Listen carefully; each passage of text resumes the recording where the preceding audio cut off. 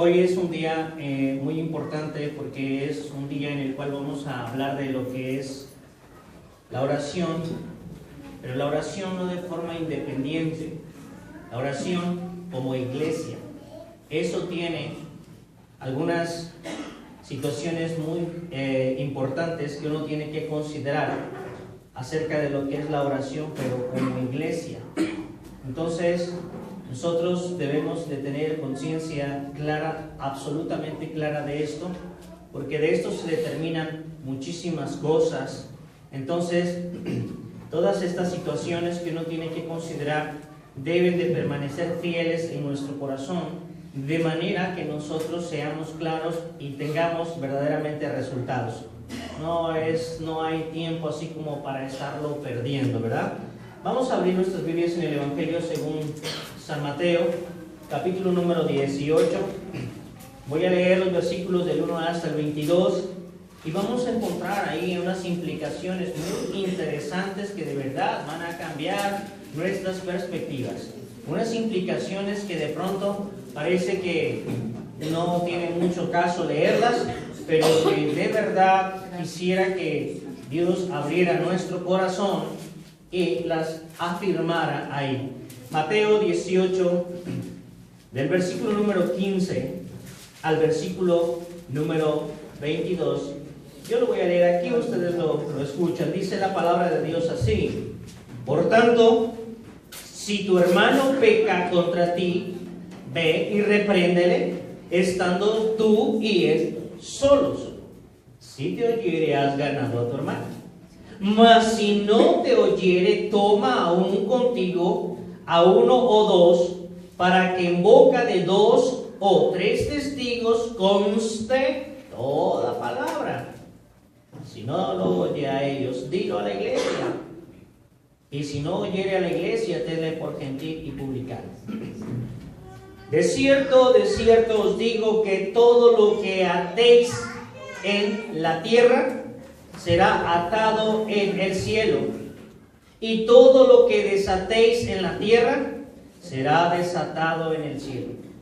Otra vez os digo que si dos de vosotros se pusiesen de acuerdo en la tierra acerca de cualquier cosa que pidieren, les será hecho por mi Padre que está en los cielos. Porque donde están dos o tres congregados en mi nombre, ahí estoy yo en medio de ellos. Entonces se le acercó Pedro y le dijo: Señor, ¿cuántas veces perdonaré a mi hermano que peca contra mí? ¿Hasta 7? Jesús le dijo: no te digo que hasta 7, sino aún 70 veces 7. Vamos a ponernos de pie, vamos a orar. Omnipotente Padre Celestial, que moras en el cielo, gracias, Señor, te damos por tu santa palabra, que nos revela, Señor, cada día las cosas que convienen a la iglesia. Ayúdanos en todo momento a considerarlas firmemente, Señor, y también, Señor, en las cuestiones en las cuales uno como persona está implicado. Pido, Señor, que nos dé toda la sabiduría y sobre todo un corazón, Señor, que de verdad se quebranta. Sabemos que sin quebrantamiento de corazón no hay crecimiento. Pero, Señor, en esta tarde te pido que nos des, por favor, cordura, que nos des sabiduría e inteligencia para hacer las cosas como conviene a toda la congregación. Señor, tenemos miras, tenemos metas, y nuestras miras y nuestras metas no son humanas, son las tuyas, Señor, plasmadas en tu palabra. Ayúdanos en todo momento a mirar las cosas desde otra perspectiva. Ayúdanos a entender, Señor, tu palabra, de manera, Señor, que te honremos acá, mientras nosotros vivamos en esta tierra. Lo suplicamos, Señor, que nos des en este momento la oportunidad de poder expresar palabra de Dios, la que viene del cielo, y no palabras de hombre. Ayúdame, Señor, a no decir nada de las cosas que yo pueda pensar, aun cuando tengan, Señor, cierta reputación de buenas. Guárdame, Señor, de hacer mi voluntad y permíteme, Señor, que yo haga la tuya.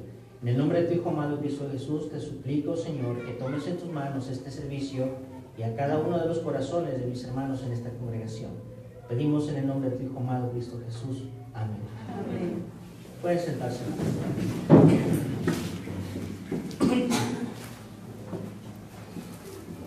Es muy interesante mirar lo que dice la palabra de Dios, pero también es muy interesante poder poner en perspectivas algunas cosas que de pronto se nos van, de pronto no las alcanzamos a percibir, de pronto no tenemos conciencia de ellas.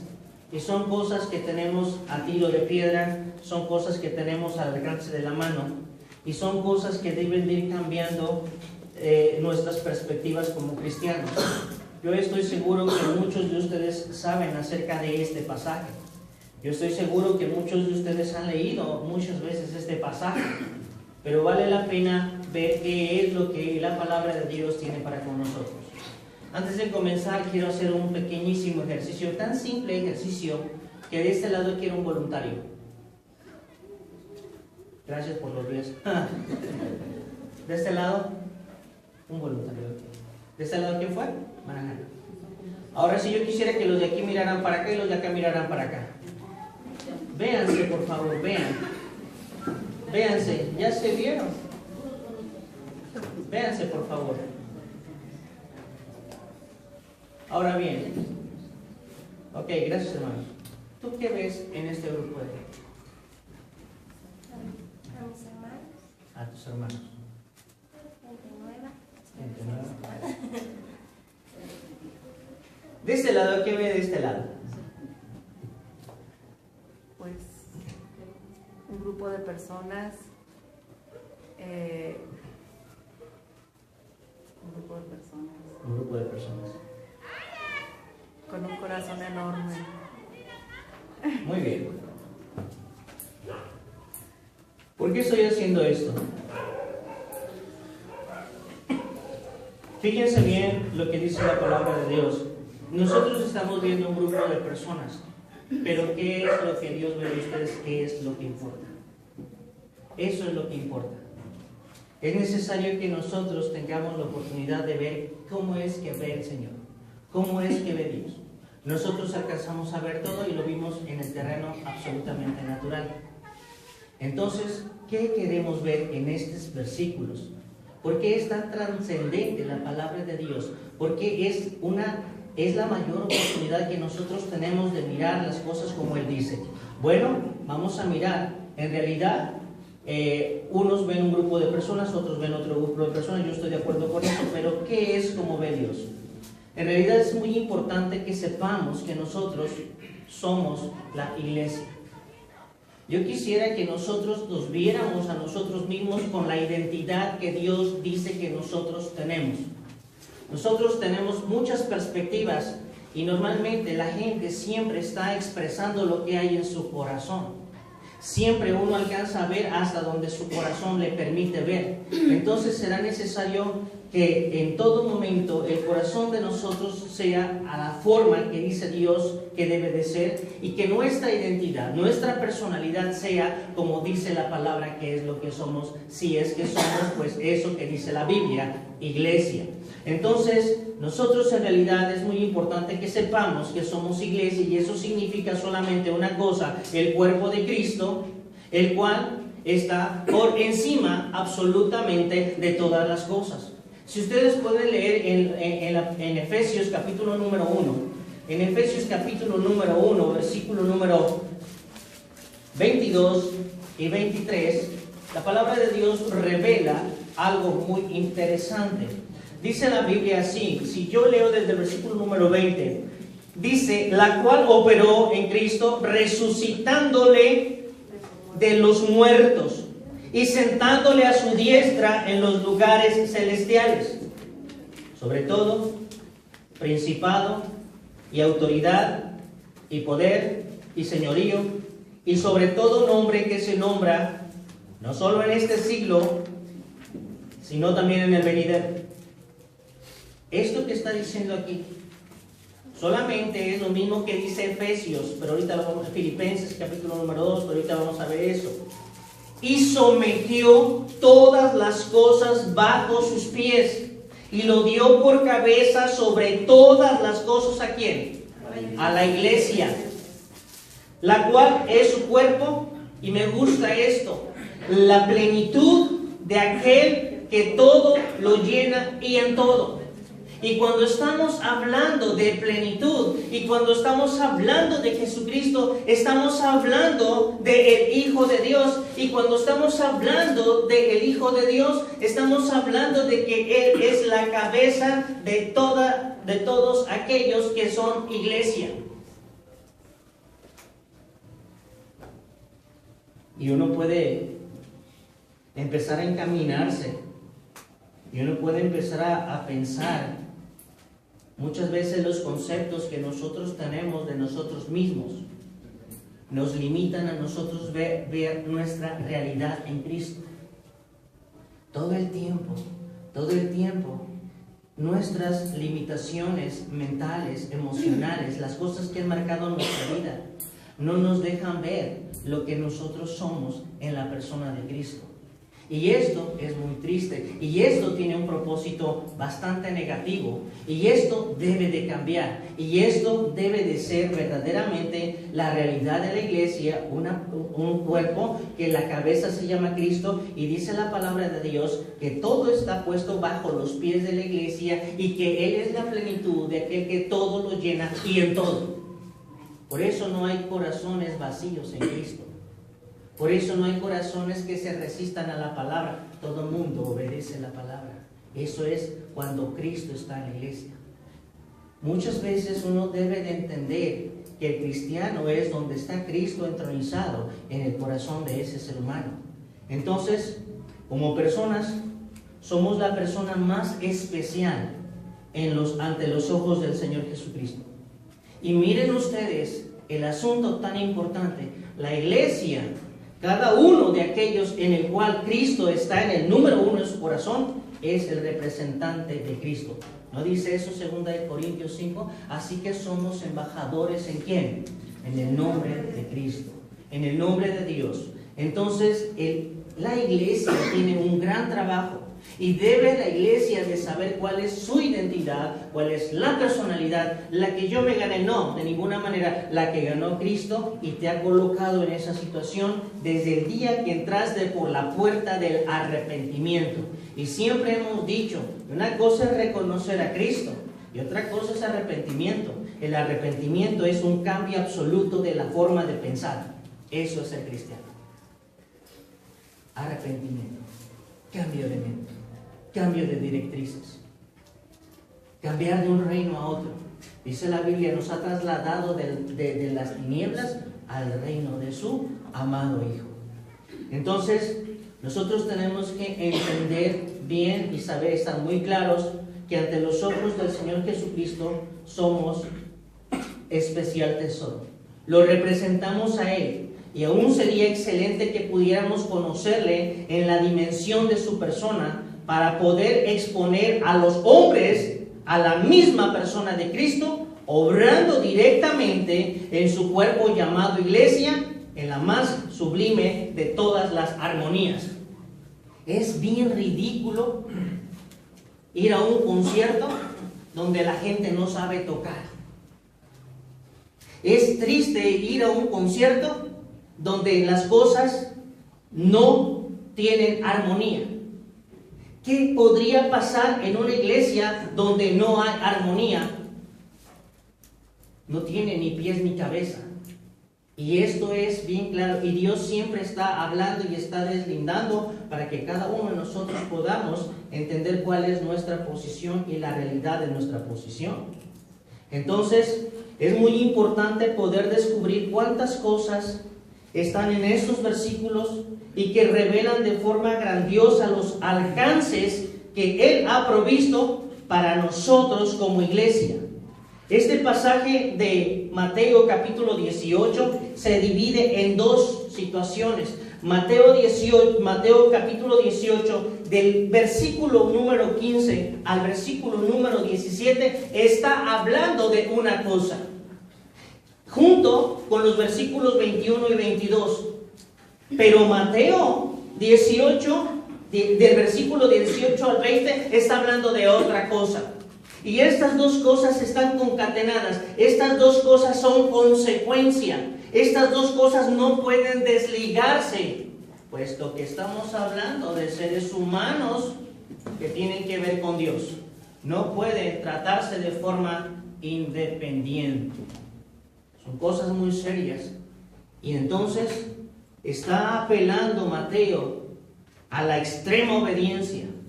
Un cristiano es alguien que está rendido en todas las áreas de su vida a la voluntad de su Padre llamado Dios.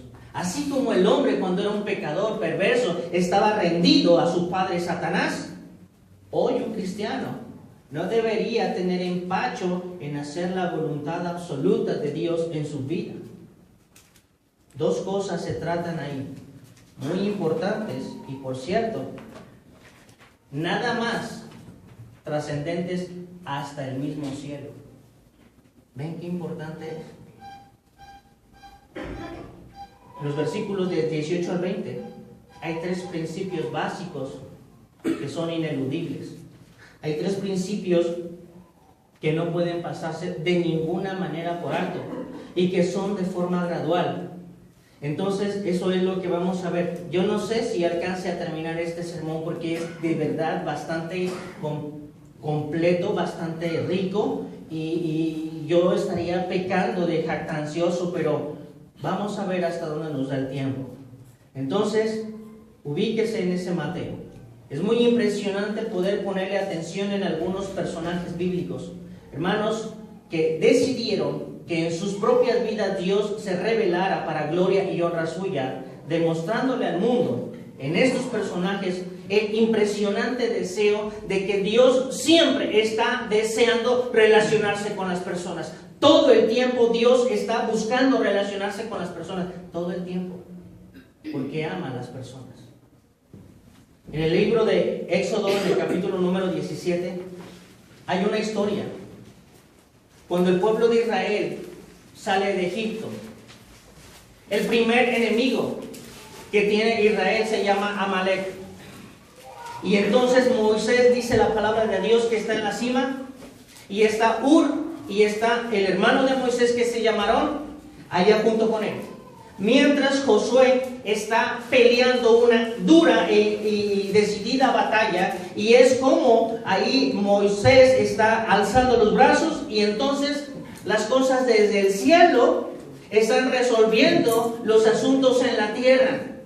Y cuando Moisés baja los brazos, entonces las cosas en el cielo dejan de estar trabajando, y entonces empieza a prevalecer Amalek y empieza a perder el pueblo de Dios. Vuelve a subir sus manos Moisés, y otra vez el cielo empieza a actuar, Dios empieza a actuar, y las cosas desde el cielo se empiezan a ordenar, y empiezan otra vez a prevalecer los judíos en contra de Amalek. Esa es una realidad que no debe de pensarse de forma apartada. Josué, en el libro de Josué, en el capítulo número 10, en el versículo número 12 y 13, hay una expresión impresionantemente buena, una expresión que definitivamente conmocionó al planeta. Y dice la palabra de Dios en Josué 10, 12 y 13 lo siguiente: entonces Josué habló a Jehová el día en que Jehová entregó al amorreo delante de los hijos de Israel, y dijo en presencia de los israelitas: sol, detente en Gabaón, y tu luna en el valle de Jalón. Y el sol se detuvo y la luna se paró hasta que la gente se hubo vengado de sus enemigos. ¿No está escrito esto en el libro de Jacer? Y el sol se paró en medio del cielo y no se apresuró a ponerse casi un día entero. ¿Tendrá algo que ver el cielo con la tierra? ¿Tendrá algo que ver Dios con los seres humanos? Yo creo que sí. Yo creo que sí, estas no son cuestiones aisladas. Yo estoy ahorita viendo cómo es que Dios se relacionó en el Antiguo Testamento, pero yo quiero ver cómo es que se relaciona el cielo y cómo se relaciona Cristo con su amada iglesia. Y tenemos que entender que tenemos la oportunidad más impresionante de hacer cosas como nunca han sucedido en nuestras vidas y en un pueblo como este. Isaías capítulo número 45, la palabra de Dios dice en el versículo número 11, estoy solamente poniendo la mesa. Isaías 45, 11 dice la palabra de Dios, así dice Jehová: el Santo de Israel y su formador, preguntadme de las cosas por venir.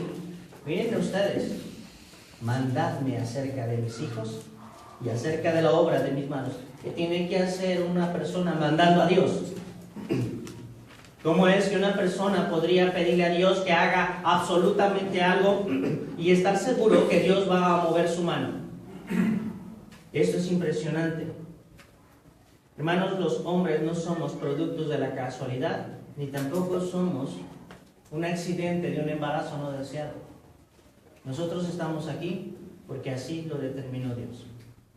Y es importante que nosotros volvamos a pensar qué es lo que dice Dios que yo soy y dejar de pensar la miserable forma que dijo el mundo que es lo que yo soy. El mundo siempre ha dicho que una gente, los cristianos son ignorantes, los cristianos son perdedores, y parece que esas cosas hacen más forma porque nosotros lo demostramos que aceptamos las formas del mundo cuando nosotros no nos atrevemos a hacer lo que dice Dios que debemos de ser, por muchos motivos. Y es tiempo ya, es tiempo bueno. El día de mañana quién sabe si estés, pero hoy es tu tiempo. El mejor día de tu vida es este que hoy estás viviendo. El de ayer ya pasó, de mañana no sé si llegue. Entonces debemos de ser conscientes de esto. Dios está diciendo, dime qué quieres que haga, mándame. Pero este está hablando de un personaje que conoce la voluntad de Dios. Alguien que no hace tonterías, alguien que está verdaderamente enfocado en las cosas de Dios. Ezequiel capítulo número 36, versículo 37. Hay algo muy lindo que dice Ezequiel 36, versículo número 37. Dice, así ha dicho Jehová el Señor. Aún seré solicitado por la casa de Israel, para hacerles esto multiplicaré los hombres como se multiplican los rebaños, como las ovejas consagradas, como las ovejas de Jerusalén en sus fiestas solemnes. Así las ciudades desiertas serán llenas de rebaños, de hombres, y sabrán que yo soy Dios. El asunto es este, que Dios siempre ha querido manifestarse en los hombres para que los hombres sepan que hay Dios, que sepan que hay Dios en Jerusalén.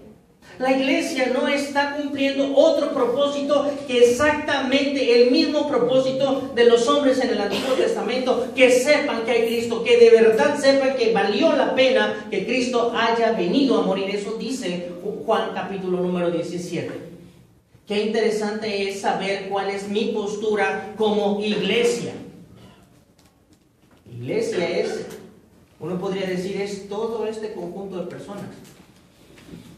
Dios sabe que no es cierto.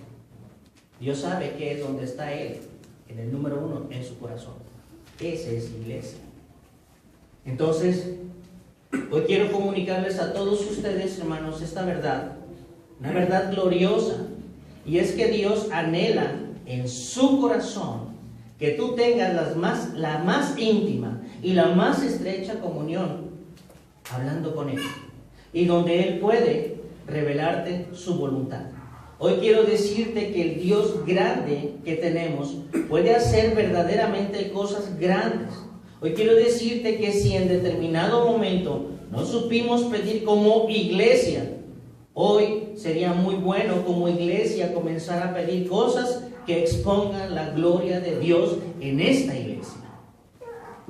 Nosotros debemos de empezar a ver cómo es que dice la palabra. Entonces, ¿cuál es la perspectiva que Dios tiene acerca de su palabra? Hoy quiero que tengamos conciencia de que nuestra voluntad limita o nuestra voluntad favorece la poderosa obra de la mano de Dios. Como iglesia, si usted no está de acuerdo en pedir cosas, si usted no se pone de acuerdo, Dios tiene verdaderamente una impresionante capacidad. No se puede limitar a Dios, pero sí se puede estorbar a Dios. ¿No creen que sería bueno que uno fuera pensando cómo es que dice la palabra? ¿Por qué digo que el hombre limita la voluntad de Dios? Isaías está exclamando y lo está diciendo categóricamente: ¿quién ha creído a mi anuncio? ¿Cómo puede Dios venir a expresarse en alguien que no le cree? Nosotros necesitamos cambiar de perspectiva. Nosotros debemos verdaderamente saber cuál es el deseo de Dios, cuáles son los alcances de Dios para nuestra congregación. Debemos de considerar, hermanos, que nuestras voluntades limitadas limitan la obra poderosa de la mano de Dios.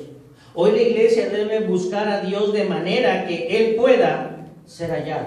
En Jeremías 29, versículo número 13, la Biblia dice lo siguiente. Dice, y me buscaréis y me hallaréis, porque me buscaréis de todo vuestro corazón, y seré hallado por vosotros, dice Jehová. Haré volver vuestra cautividad, y os reuniré de todas las naciones, de todos los lugares donde os arrojé, dice Jehová, y os haré volver al lugar de donde os hice llevar. Está hablando del pueblo de Israel. Pero también la iglesia, hermanos, cuando entiende que ha sido redimida, cuando empieza a quitarse un montón de estigmas, de esa forma limitada de pensar que nos dejó el mundo, las cosas empiezan a ser absolutamente diferentes. Hoy la iglesia debe entender que ella es la representante del mismo Cristo en la tierra. Cristo, cuando vino, expresó la voluntad de Dios, el amor de Dios, la gracia de Dios. Habló como Dios, hizo las cosas como Dios. Habló la palabra de Dios. Dios expuso su amor de forma tangible a la luz de los ojos de los hombres, en la persona de Cristo. Y eso es la iglesia el día de hoy. Cristo siempre estuvo supeditado a la palabra de su Padre, por eso hizo tantas cosas maravillosas. Es necesario que la iglesia sepa la voluntad de Dios para pedir conforme a su voluntad de Él. Normalmente el hombre siempre está pidiendo pequeñeces. Los cristianos siempre piden pequeñeces. Pero Dios está pensando, Pablo estaba pensando, yo quiero que la iglesia tenga dos cosas, que tenga sabiduría e inteligencia espiritual. Y lo demás está absolutamente resuelto. Que se ocupe, que pongan sus ojos en lo que es la sabiduría de Dios. Entonces, hoy la iglesia manda. Se oye fuerte, pero la iglesia manda al mismo cielo. La iglesia, no cualquiera, la iglesia manda al mismo cielo. Debemos de pensar que su posición presente solamente, la posición de la iglesia solamente es un reflejo hoy de la posición real que ella tendrá en el cielo del Señor Jesucristo por toda la eternidad. Hoy nosotros debemos de ponernos las pilas. Hoy nosotros debemos de poner todo interés, porque si usted es cristiano, irá toda la eternidad con Cristo. Y debe de saber usted hacer las cosas desde hoy. Eso dice la palabra de Dios. Entonces la iglesia debe de comprender que ella está en una posición de autoridad. Y pienso que la iglesia debe desarrollar espléndidamente el papel del cuerpo de Cristo y el cuerpo que Él le ha dado por la victoria de la cruz y la victoria de la muerte. Hoy la iglesia debe de tener conciencia de que su posición es que está en el mundo, pero está en el reino de Dios. Jesucristo, cuando vino en Mateo capítulo número 4, versículo número 17, está diciendo eso: arrepentidos porque el reino de los cielos se ha acercado. Para entrar al reino de Dios solamente se puede por la puerta del arrepentimiento. ¿Por qué una persona no en el reino de Dios puede moverse en las cosas de Dios, puede andar entre las cosas de Dios, pero puede ser que esté fuera de las cosas de Dios? Entonces, el arrepentimiento es un cambio de mente para poder entender su nueva identidad, su nueva personalidad, su nueva naturaleza. Eso es lo que da el perdón. Nosotros pensemos en esto. La iglesia debe saber que tiene toda la protección de Cristo. La iglesia debe de saber quién es ella. Y esto no debe a nosotros de crearnos problemas. Muchas veces uno se ve apantallado porque se te levanta un problema por aquí, se te levanta un problema por acá, se oyen díceres de esto, díceres de aquello, muchas cosas, mucha basura. El diablo siempre está tratando de hacer ruido y cosa hueca, mucho suena. Siempre sucede eso. Pero el ruido sí llama la atención. Pero dice la palabra de Dios en Hechos capítulo 9, versículo número 4, algo que uno descansa en esa palabra, y es esto, la actitud de un hombre que se dedicaba a perseguir a los hermanos. Dice la Biblia en Hechos 9:4, y cayendo en tierra, y oyó una voz que le decía: Saulo, Saulo, ¿por qué me persigues? ¿A quién estaban persiguiendo? Estaban persiguiendo a la iglesia. Estaban persiguiendo a la iglesia. ¿A quién? Saulo. Posteriormente este fue Pablo. Hermanos amados, la iglesia es el cuerpo glorioso. Y nosotros debemos entender que si tenemos a Cristo, no deberían de existir corazones a medios corazones. Corazones que no tienen consuelo. Corazones que no tienen paz. Eso no debería de suceder. La palabra de Dios dice que todo lo llena y en todo. Un cristiano debería ser la expresión más gloriosa de la realidad de Dios en medio de un mundo tan complicado, tan complejo, tan vacío, tan afanado, tan preocupado, tan trabajado, que solamente sobrevive. No vive, sobrevive. Cristo no es así, porque Cristo no es miserable. Cristo nunca le está contando los chiles a la iglesia, no le cuenta las tortillas. Cristo no es así. Cristo llena el corazón de cualquiera que lo abre. Amén. Esa es una bendición. Y esa es la identidad que usted y yo debemos de tener como iglesia. Seguridad plena. El concepto distorsionado del hombre con respecto a la iglesia. De pronto no parece que la iglesia se mueva en la realidad de Cristo Jesús como lo que es la iglesia. Que se sabe segura y que con tal gracia expresa la plenitud de aquel que todo lo llena y en todo. Parece ser que para muchos ella sigue siendo la cenicienta, como el mismo Cristo, cuando el mismo Cristo pagó para que ella fuera reina. Es triste que por la mente obcecada de espiritualidades vanas, la iglesia está como cenicienta, burlada todo el tiempo. Parece ser que se olvida que Cristo pagó con su muerte. Parece ser que a todo mundo se le olvida que la posición en la cual la puso Cristo, muchas veces uno piensa que mis pensamientos vanos son mejores que los de Cristo. Eso es una tragedia para muchas congregaciones. La iglesia es quien debe de gobernar, quien debe expresar su plenitud en el Señor. Hoy es un día de bendición. Yo espero que el Espíritu Santo pueda revelarnos qué tenemos y con respecto a eso, qué es lo que pedimos. Que el Espíritu Santo mediante su palabra revele, porque muchas veces uno quiere entender. Y desgraciadamente, la palabra de Dios no es para entenderse, es para que el Espíritu revele lo que hay en esa palabra. Porque cuántas veces hemos leído esos versículos y a veces no nos han dicho nada. Hoy nosotros debemos de tener conciencia que Dios no obra de manera independiente. Dios no obra en el mundo hoy de manera independiente. Siempre está verdaderamente en comunión con su iglesia. No suplanta o no toma la autoridad o no hace de lado a la iglesia, siempre la toma en cuenta. Él hace la voluntad de su amada. Y mi deseo que es a partir de hoy, esta amada iglesia pueda ver cosas en la misma medida de la capacidad de su Señor Jesucristo. Hoy la iglesia debe saber que tiene el poder de Dios para hacer su voluntad en la tierra. Nosotros debemos ponernos del lado del conocimiento del Señor Jesús para así saber lo que Él desea. Por eso mire lo que dice Mateo 18:20. Y es aquí donde yo le digo que Dios no obra de forma arbitraria ni de forma independiente. Con respecto, hoy estamos viendo la oración como iglesia. De cierto os digo que todo lo que atéis en la tierra será atado en el cielo, y todo lo que desates en la tierra será desatado en el cielo. ¿Dónde se comienzan a mover las cosas? En la tierra.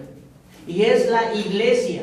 Por eso dice acá, porque es donde están 2 o 3 congregados. Muchas veces el mundo le ha quitado ese puesto. Dice, es que una misión debe de tener 15, 20. Para que esa iglesia debe de tener 100 miembros. ¿Y quién dijo eso? Iglesia es el que están 2 o 3 congregados en mi nombre. Las perspectivas de Cristo no son las miserables perspectivas de los hombres. Pensemos nosotros, ¿qué tenemos que hacer? El hombre debería de empezar a conocer cuál es la voluntad de Dios. La iglesia debería de ponerse de acuerdo absolutamente en todas las cosas que quisiéramos pedir. Muchas veces pedimos nimiedades, pero Dios está esperando que usted sepa pedir grandes cosas para que se manifieste las cosas de Dios en su iglesia. Dios obra en la tierra por medio de la iglesia. El poder de la iglesia es equiparable al conocimiento que la iglesia tiene de Dios. Si yo no conozco a Dios, ¿qué le puedo pedir? No le puedo pedir nada. Aunque Él tenga todo, yo no sé cómo Él se maneja. ¿Ustedes saben de mujeres que no saben cómo se maneja su marido? Claro. En el mundo hay muchas. No saben cómo se maneja su marido, no saben lo que tiene su marido, sus cuentas, su marido estos, no se meten en eso, no saben qué hace su marido. La iglesia no debe de ser exactamente así. No debe de ser ajena. ¿Por qué? Porque Cristo es transparente, porque Dios es transparente, porque Dios pide que nosotros seamos exactamente así transparentes y que conozcamos a Él en todos los aspectos, en toda su dimensión. Ahí está. Ese es un deseo que está en la carta de Filipenses. Que conozcamos ¿qué? Lo alto, lo ancho y lo profundo de Dios. Así es que nosotros podemos empezar a pedir de acuerdo con la palabra de Dios.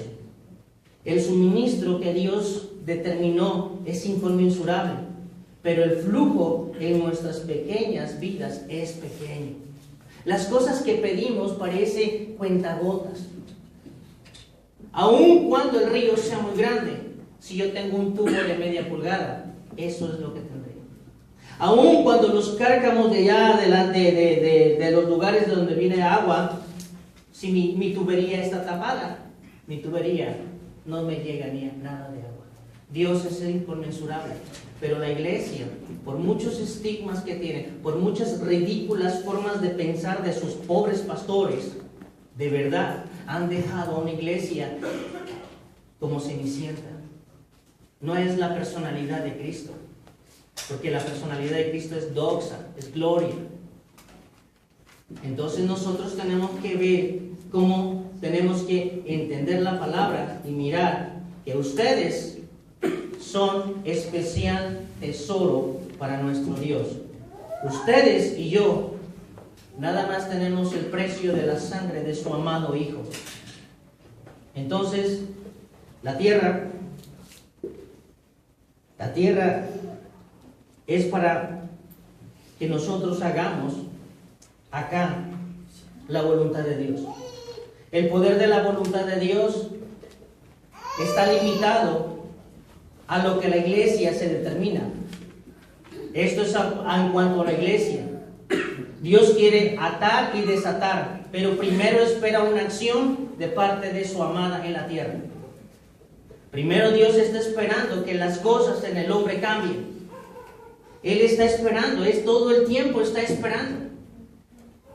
Pero el asunto es que a veces cuando uno está acá, a veces uno viene a la iglesia del cuerpo presente, porque está muy ocupado en sus problemas.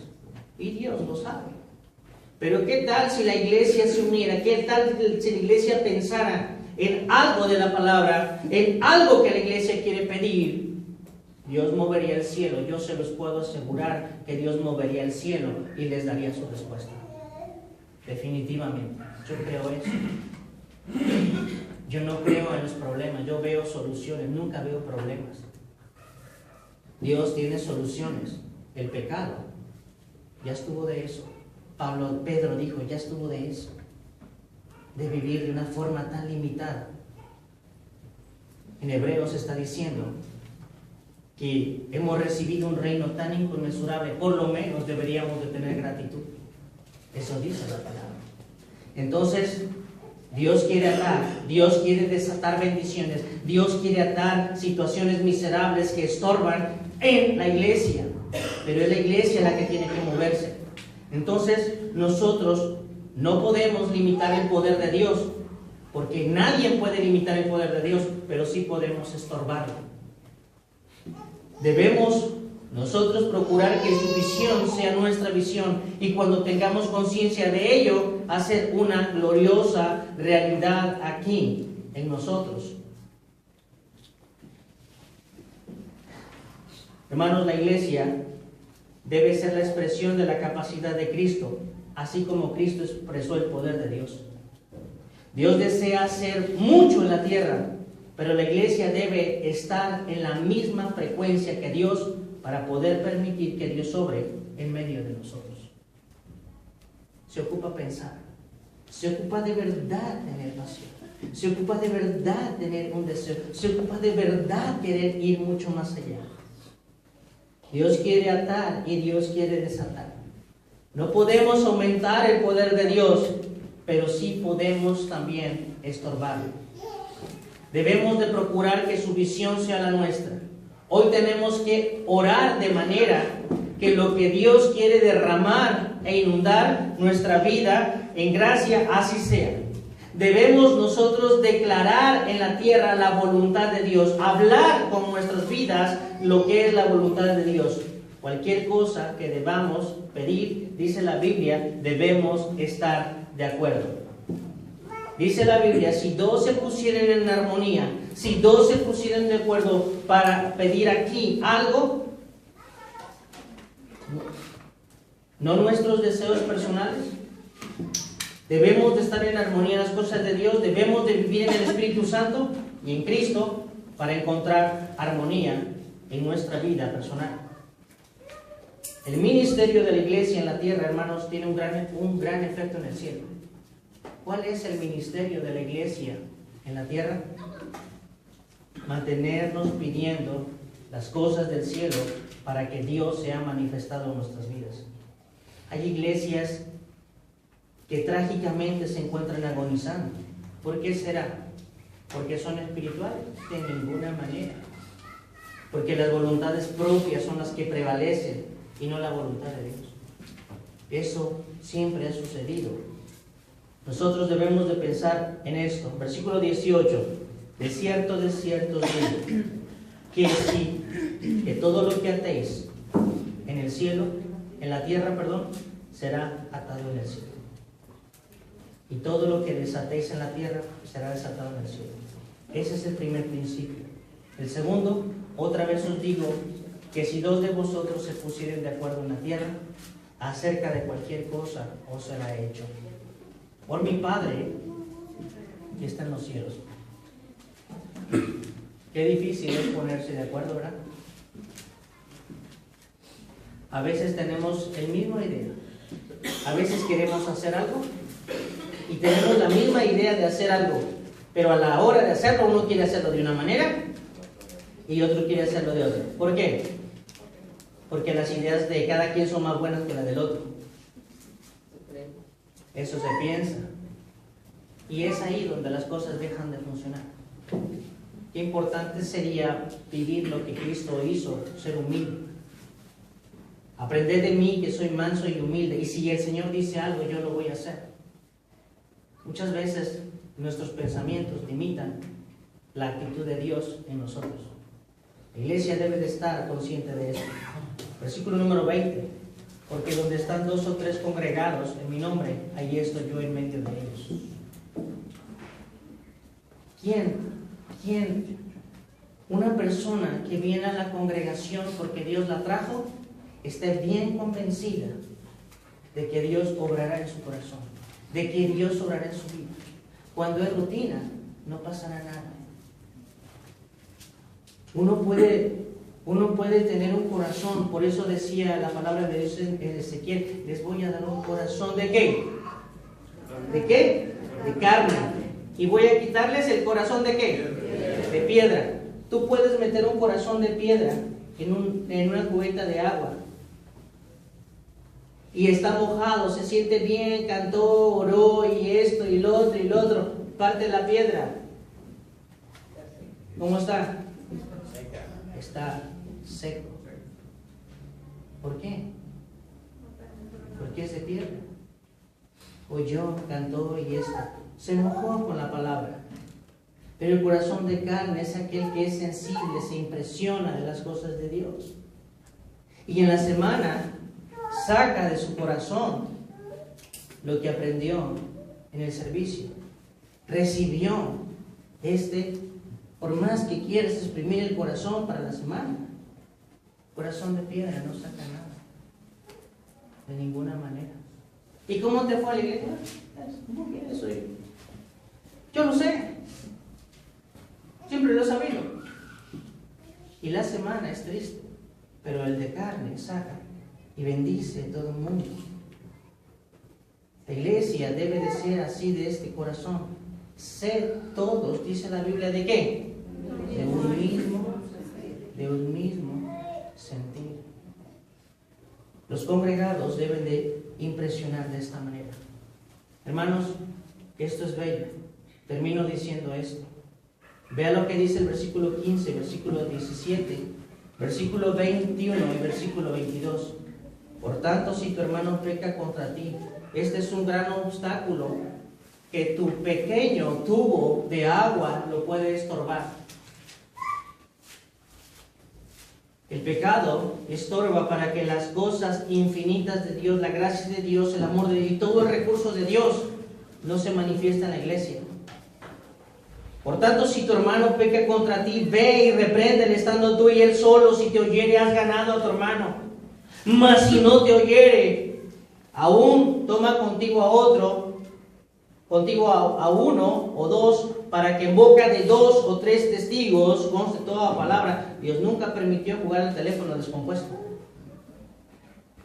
Si no los oyere, dilo a ellos y a la iglesia, y si no lo oye a la iglesia, tele por gentil y publicano. La iglesia tiene el poder para apartar a alguien y que sus vidas se seque,